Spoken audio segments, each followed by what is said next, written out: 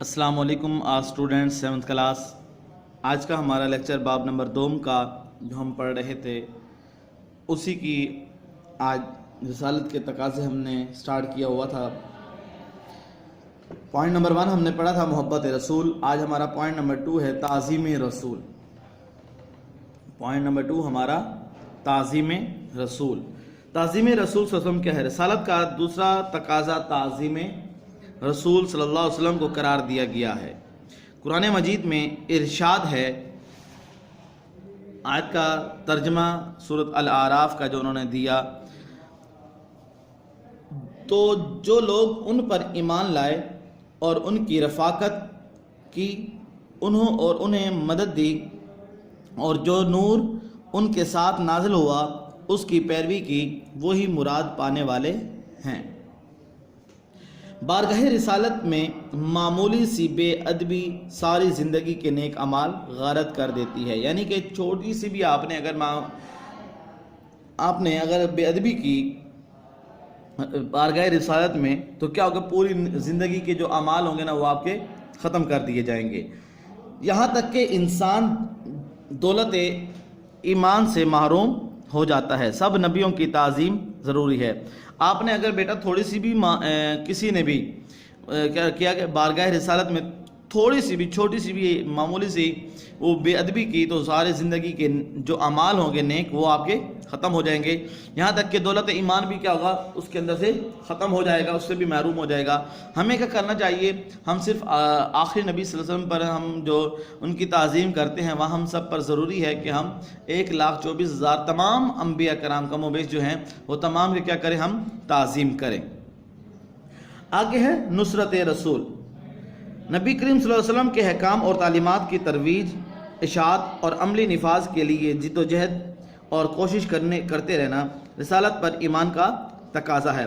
یہی عمل نصرت رسول صلی اللہ علیہ وسلم ہے۔ اللہ تعالیٰ نے مسلمانوں پر احسان کیا کہ ان میں اپنے پیارے حبیب صلی اللہ علیہ وسلم حضرت محمد صلی اللہ علیہ وسلم کو مبعوث فرمایا۔ اب تمام مسلمانوں کا فرض ہے کہ حضور اکرم صلی اللہ علیہ وسلم کے دین کی خاطر صحابہ کرام کی رضی اللہ تعالیٰ عنہم کی طرح ہر طرح کی قربانی پیش کریں، یعنی کہ نصرت رسول، مدد رسول وہ کس طرح ہے؟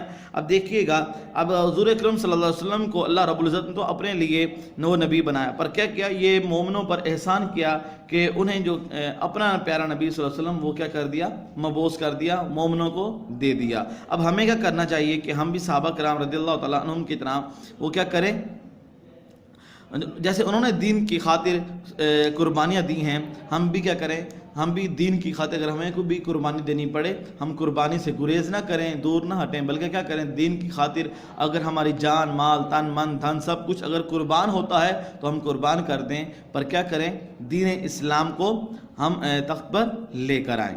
آگے ہے پوائنٹ نمبر 4، اطاعت و اتباع رسول صلی اللہ علیہ وآلہ وسلم۔ رسول اکرم صلی اللہ علیہ وسلم کے ہر حکم کی اطاعت کرنا اور زندگی کے سب معاملات میں آپ صلی اللہ علیہ وسلم کے احکام اور ہدایات پر چلنا رسالت پر ایمان کا ایک تقاضا ہے۔ اللہ تعالیٰ کی اطاعت کا واحد طریقہ یہی ہے کہ نبی اکرم صلی اللہ علیہ وسلم کی اطاعت کی جائے۔ اللہ تعالیٰ کا ارشاد ہے، اے مومنو اللہ کی اطاعت کرو اور رسول کی اطاعت کرو۔ رسول اللہ صلی اللہ علیہ وسلم کی مبارک سنتوں کی اتباع بھی ضروری ہے۔ اطاعت کا تعلق قولی احکام سے ہے، مگر اتباع کا تعلق عملی ہدایات اور اسوہ حسنہ کے ساتھ ہے۔ اللہ تعالیٰ کا ارشاد ہے، تم میری اتباع کرو، اللہ تعالیٰ تم سے محبت کرے گا۔ رسالت پر صحیح ایمان کے حامل وہی لوگ ہیں جو رسالت کے تقاضوں کو پورا کرتے ہیں۔ رسالت کے تقاضوں کو پورا کرنے سے صحیح ایمان نصیب ہوتا ہے، اس لیے سب مسلمانوں کو چاہیے کہ وہ رسالت کے تقاضوں کو عملی طور پر اپنائیں۔ دنیا اور آخرت میں کامیابی اور سرخروئی رسالت کے تقاضوں پر عمل کرنے سے ہے۔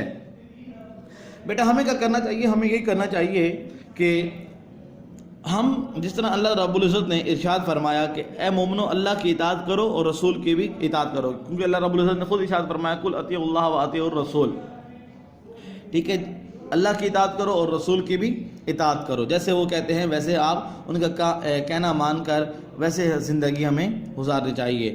اور رسول صلی اللہ علیہ وسلم کی سنتوں کی اتباع بھی ضروری ہے، یعنی کہ جو رسول اکرم صلی اللہ علیہ وسلم نے عمل کیا وہ کیا کرنا چاہیے، ہمیں وہ بھی اپنانے چاہیے۔ اطاعت کا تعلق جو ہے قولی احکام سے ہے، یعنی کہ جو فرما دیا اس سے ہے، اور اتباع کا جو تعلق ہے وہ عملی ہدایت پر، یعنی کہ جو اتباع ہے نا وہ کیا کرنی ہے ہم نے، جو آپ نے کر کے دکھائے، جس طرح آپ کی جو زندگی ہے اس کو اپنانے کے ساتھ ہے۔ اللہ رب العزت نے پھر قرآن پاک میں ارشاد فرمایا سورۃ آل عمران کے اندر، جس کی 31 جو ہے آیت ہے اور تیسرا سپارہ ہے، اللہ نے ارشاد فرمایا تم میری اتباع کرو اور اللہ تعالیٰ تم سے محبت کرے گا، یعنی کہ اللہ فرما رہا ہے کہ انسان تو میری اتباع کر، ٹھیک ہے نا، جس طرح میں نے بتایا ویسے کر، تو پھر ہوگا کیا، میں تجھ سے محبت کروں گا۔ ہمیں چاہیے کہ عالم اسلام اور ہمیں چاہیے کہ اسلام کے عالمگیر اور آفاقی پیغام کو ساری دنیا تک پہنچانے کی کوشش کریں۔ یہ تو تھا بیٹا آج کا ہمارا لیکچر۔ جو بیٹا آج آپ نے ہوم ورک کرنا ہے نا وہ یہ ہے کہ رسالت پر، پہلا سوال رسالت پر صحیح ایمان کے حامل کون لوگ ہیں، دوسرا سوال رسالت کے تقاضوں کو پورا کرنے سے کیا فائدہ حاصل ہوتا ہے، اور تیسرا سوال لاسٹ جو کوسچن ہے مختصر سوالات کا وہ یہ ہے بارگاہ رسالت میں معمولی سی بے ادبی کا کیا نقصان ہے۔ پہلا سوال رسالت پر صحیح ایمان کے حامل لوگ کون ہیں، وہ پیج نمبر 11 آپ دیکھیے گا بیٹا، اس کی لاسٹ پیراگراف جو ہے پیج نمبر 11 کا بیٹا، یہ یہاں سے رسالت پر صحیح ایمان کے حامل وہی لوگ ہیں جو رسالت کے تقاضوں کو پورا کرتے ہیں۔ یہ سوال نمبر آپ کا 3 ہے، ٹھیک ہے۔ آگے ہے سوال نمبر 4۔ سوال نمبر 4 ہے کہ رسالت کے تقاضوں کو پورا کرنے سے کیا فائدہ حاصل ہوتا ہے۔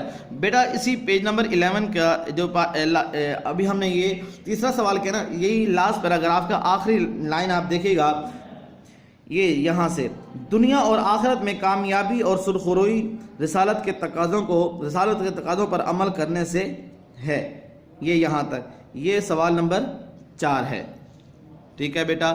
اور سوال نمبر 5 ہمارا جو آخری ہے وہ یہ ہے کہ بارگاہ رسالت میں معمولی سی بے ادبی کا کیا نقصان ہے۔ اسی پیج نمبر 11 پر ہی آپ یہ دیکھیے گا، یہ نصرت رسول ہے نا، پوائنٹ نمبر 3، تو اسی کے اوپر آپ دیکھیں پیج نمبر 11 کی یہ دوسری لائن، بارگاہ رسالت میں معمولی سی بے ادبی ساری زندگی کے نیک اعمال کو غارت کر دیتی ہے، یہ سوال نمبر 5۔ یہ بیٹا 3 سوال آپ نے اچھی طریقے سے یاد بھی کرنے ہیں اور لکھنے بھی ہیں، یہی آپ کا ہوم ورک ہے۔